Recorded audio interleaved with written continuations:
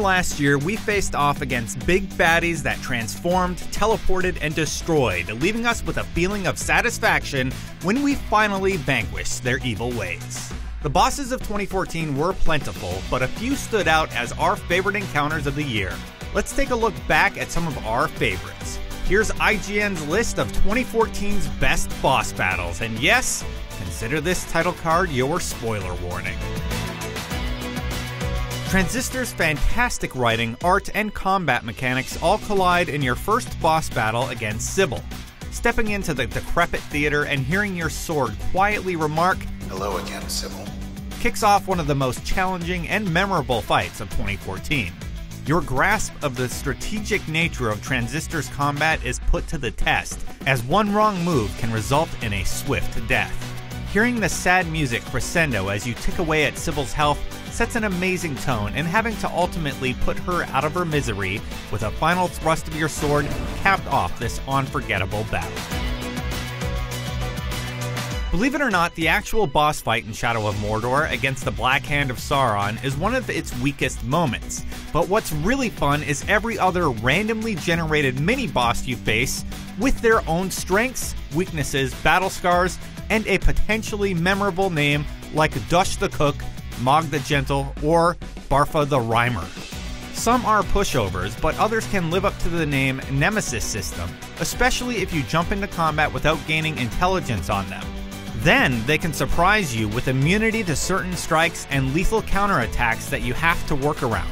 Just as importantly, they'll remember the outcomes of previous fights and taunt you, "Bet you thought you'd never see me again. Don't worry, this'll be the last time," making rivalries feel more personal than the average boss battle. Shovel Knight has a decidedly Mega Man-like flavor, with 8 bosses toting their own special powers, abilities, and fighting styles. Heck, you could even fight them in multiple orders, though not in any order, unfortunately. The most interesting of those devious knights was no doubt Tinker Knight, a borderline defenseless character that uses his smarts to build powerful robots to protect him. Indeed, unlike fighting his 7 friends, fighting Tinker Knight is mostly a battle with a gigantic machine he pilots. But the brilliance of the fight is how it begins, with the tiny knight attacking Shovel Knight with nothing but his wrench. Shovel Knight destroys his adversary in short order, leaving gamers wondering, was that it? No, it certainly wasn't it. Which is why this fight is so funny and so memorable. Destiny has its fair share of problems, but one of the best multiplayer experiences this year were the raids. Both the Vault of Glass and Crota's End require a group of players to traverse a series of obstacles or puzzles before facing off against a gigantic boss that requires your team to work together in order to defeat. The main reason this is so rewarding in both cases is because the boss fight is a puzzle in itself that requires specific timing, coordination, and teamwork. Without it, you're doomed to fail, and the first time you take down these larger-than-life bosses and get those much-sought-after drops, you can't help but cheer. Yes!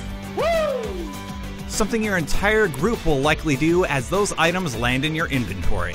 It's a celebration that I haven't experienced since taking down Mike Tyson in Punch-Out!, and getting that feeling while in a group is a special, memorable experience that came out of 2014.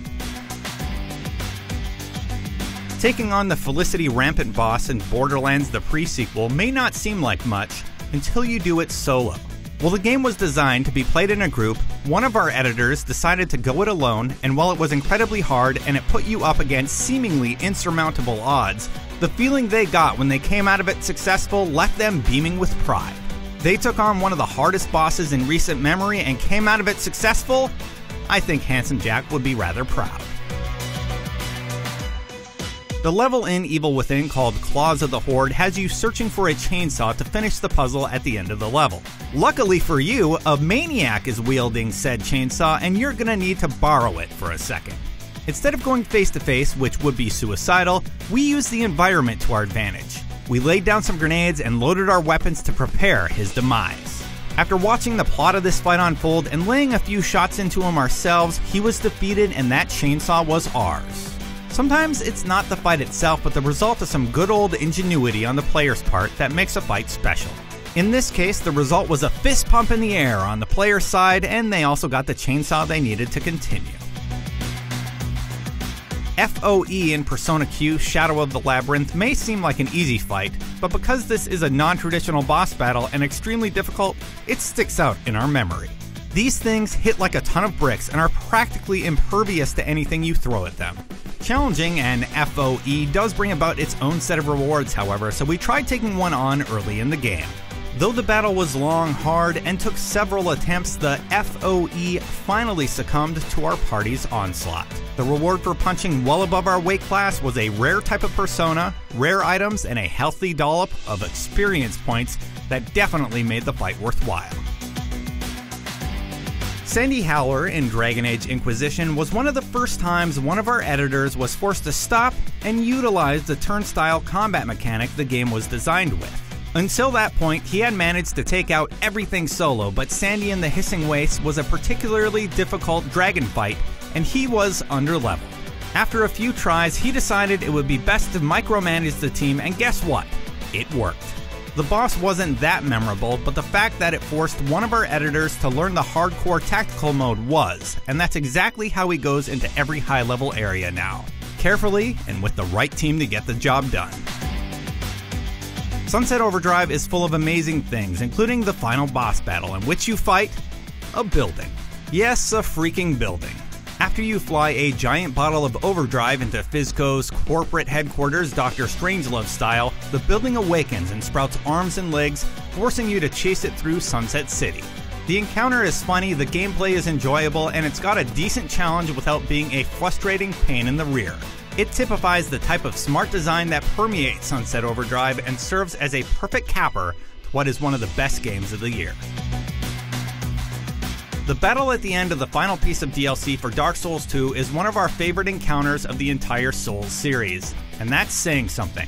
Much of the DLC involves recruiting 4 knights to help you with the insanely tough fight against the Burnt Ivory King and his army of undead warriors.